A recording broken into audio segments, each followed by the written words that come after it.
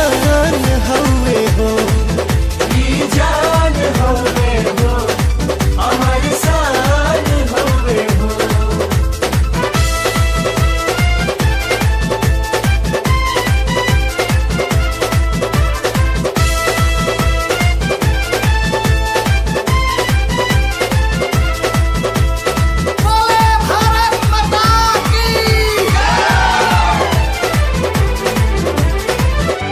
एकरा पलाई जदी केहू जो नजरिया, बोटी बोटी काट दे हम गतरे गतरिया।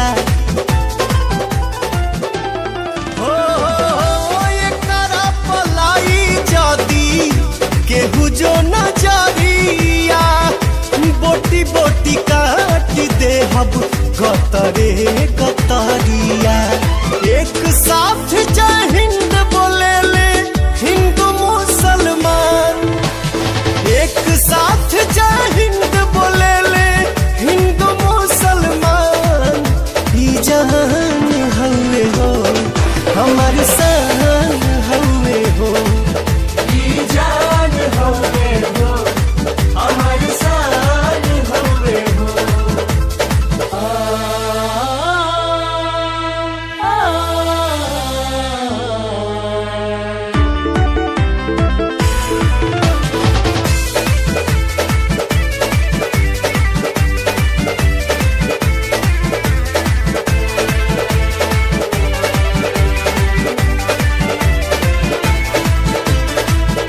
दूध जदी मांगा बेटा खीर दे हम साथे, कश्मीर मांगा बेटा चीर दे हम हाथे।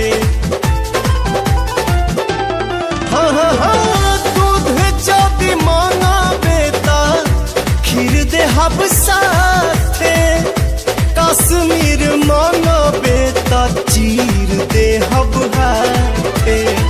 सुन ले रे नादान परिंदा तेहू पाकिस्तान, सुन ले रे नादान परिंदा तेहू पाकिस्तान।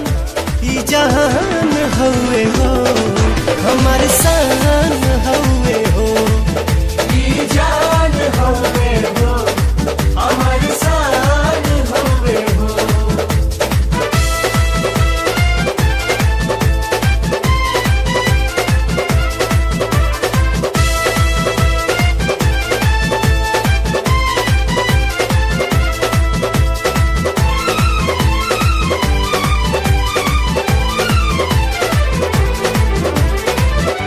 तनी ऐसा शक्ति दे दा हे वैष्णो माई, पर कश्मीर में तिरंगा लहराई।